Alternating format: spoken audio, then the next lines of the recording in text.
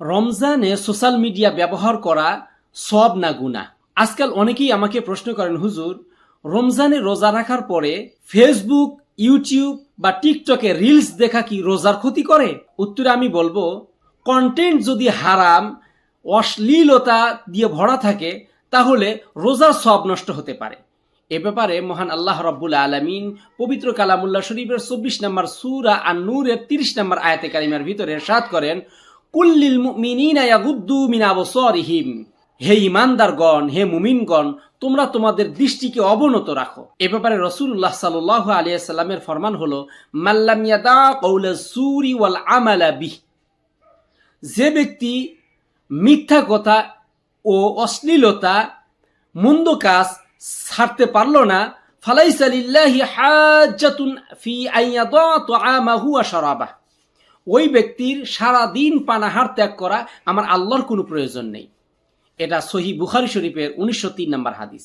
এখান থেকে আমরা যে বিষয়টা শিক্ষা গ্রহণ করতে পারি, রোজা রেখার পরেও যদি আমরা গীবত করি, শেখায়ত করি, অশ্লীলতা দিয়ে আমাদের জীবন যদি ভরা থাকে, আমরা যদি পরনিন্দায় ব্যস্ত থাকি বা আমরা যদি মিথ্যা ছাড়তে না পারি, তাহলে সারাদিন রোজা রাখা, এই যে উপোস থাকা এবং পানাহার ত্যাগ করা, এটা আমার আল্লাহর কোনো প্রয়োজন নাই।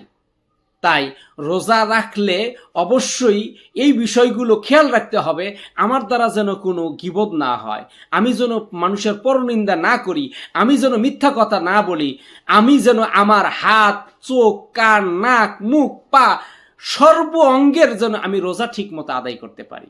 আমি সমসাময়িক যে বিষয়টা আপনাদেরকে বলতে চাই, রমজানে সারা রাত জেগে জেগে ইসলামিক কন্টেন্ট না দেখে, ইসলামিক ভিডিও না দেখে, শুধুমাত্র ফেসবুক, ইউটিউব বা টিকটকে রিলস দেখা বা মোবাইল শুধু ক্রল করে সারা রাত কাটানো বা সময় নষ্ট করা, এটা কি রোজার উদ্দেশ্য হতে পারে?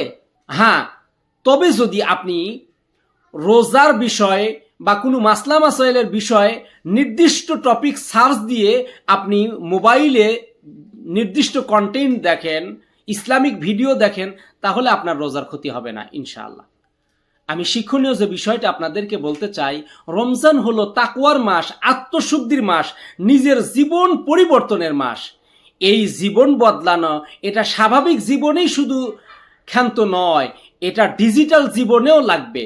অর্থাৎ আপনার চোখ এবং কান সংযত করতে হবে, হেফাজত করতে হবে।